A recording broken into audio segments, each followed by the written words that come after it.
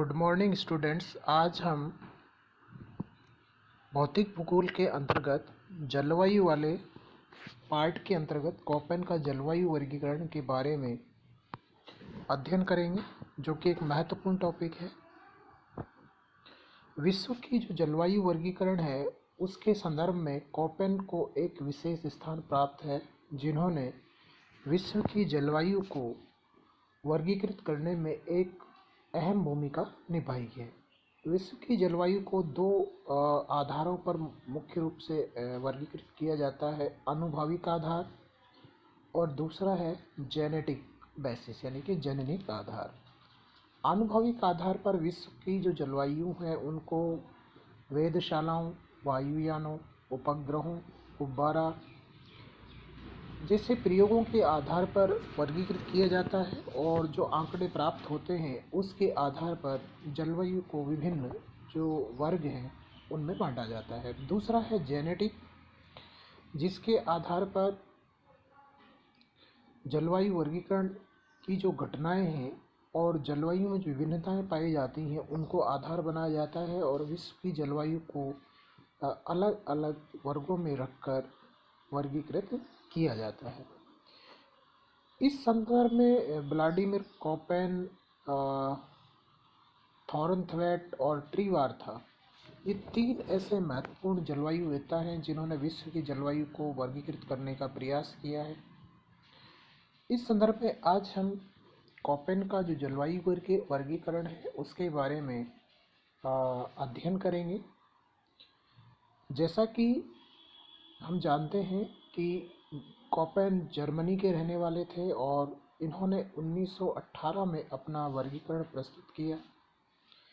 इसके बाद इन्होंने कई बार इसमें संशोधन किए, परिमार्जन किए, और अंतिम रूप से 1936 में इन्होंने अपना जो विशद वर्गीकरण है उसको दुनिया के लिए क्या किया, पब्लिश किया, प्रस्तुत किया। कोपेन ने जलवायु वर्गीकरण में मुख्य रूप से परिमाणात्मक यानी कि क्वांटिटिव जो मेथड है उसको अधिक महत्वपूर्ण माना है, क्योंकि जलवायु प्रदेशों की सीमाओं के निर्धारण में उन्होंने जो प्रमुख आधार माने वो थे तापमान, वर्षा की जो वितरण है और उसका जो प्रारूप है।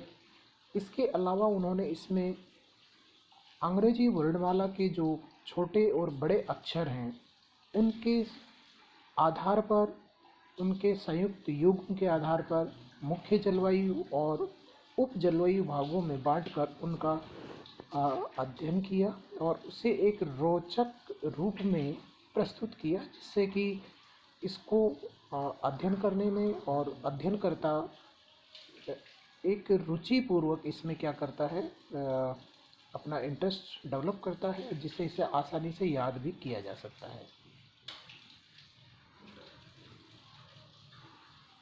कोपेन ने जलवायु को अंग्रेजी वर्णमाला के जो बड़े अक्षर हैं उनके आधार पर 5 मुख्य जलवायु में बांटा है, जिसमें अंग्रेजी का जो एक अक्षर है इसके लिए उन्होंने उष्ण आर्द्र जलवायु यानी कि जिसमें ठंडी जलवायु नहीं पाई जाती, केवल उष्ण और आर्द्र जलवायु पाई जाती, जिसे हम भूमध्य रेखीय जलवायु के नाम से भी जानते हैं। दूसरा उन्होंने जो वर्गीकरण किया वो था बी, अंग्रेजी वर्णमाला का बी अक्षर उन्होंने प्रयोग में लिया, जिसे शुष्क जलवायु के नाम से जाना जाता है। अंग्रेजी का जो बड़ा अक्षर है सी, इसके लिए उन्होंने समशीतोष्ण जलवायु, उष्ण आर्द्र समशीतोष्ण जलवायु अर्थात सामान्य शीत ऋतु युक्त, यानी कि उसमें सामान्य सर्दी पड़ती है, और इसे मध्य अक्षांशीय आर्द्र जलवायु के नाम से भी जाना जाता है। अंग्रेजी वर्णमाला का जो डी अक्षर है इसके लिए उन्होंने शीतोष्ण जलवायु के रूप में इसको प्रस्तुत किया, अर्थात मध्य अक्षांशीय शीतोआर्द्र जलवायु। और अंग्रेजी वर्णमाला का जो ई अक्षर है वो ध्रुवीय जलवायु के रूप में इन्होंने क्या किया, इसमें इस्तेमाल किया। इसके अलावा इन्होंने अंग्रेजी वर्णमाला के इन बड़े अक्षरों के साथ अंग्रेजी वर्णमाला के छोटे अक्षरों का भी प्रयोग किया, जो कि वर्षा की अवधि को क्या करते हैं, एक तरह से बताते हैं। जैसे अंग्रेजी वर्णमाला का एफ अक्षर जो कि छोटा है, वर्ष भर वर्षा के लिए जाना जाता है। अर्थात यदि हम किसी बड़ी अंग्रेजी वर्णमाला अक्षर के साथ इसका उपयोग करते हैं तो इसका मतलब वहाँ पर वर्ष भर क्या होती है, वर्षा होती है। एस अंग्रेजी वर्णमाला का छोटा अक्षर एस ग्रीष्मकाल शुष्क रहता है, और अंग्रेजी वर्णमाला का छोटा अक्षर शीतकाल शुष्क के लिए क्या किया जाता है, प्रयुक्त किया जाता है। इसी प्रकार उन्होंने अंग्रेजी वर्णमाला का एस अर्ध शुष्क या स्टेपी जलवायु के लिए क्या किया, प्रयोग किया, जो कि वर्णमाला का बड़ा अक्षर है, और डब्लू जो कि वर्णमाला का बड़ा अक्षर है, शुष्क जलवायु के लिए क्या किया, उपयोग में लिया। इसके अलावा और भी उन्होंने अंग्रेजी वर्णमाला के अक्षरों का कुछ वर्गीकरण के साथ प्रयोग किया है, जिसे जलवायु के और कई उपभेद उन्होंने प्रस्तुत किए। कॉपेन ने 5 प्रमुख जलवायु समूहों को कई उपभागों में बांटा, जहां पर विभाजन का मुख्य आधार वर्षा के मौसमी वितरण संबंधी दशाएं और शीत और शुष्कता की प्रकृति है।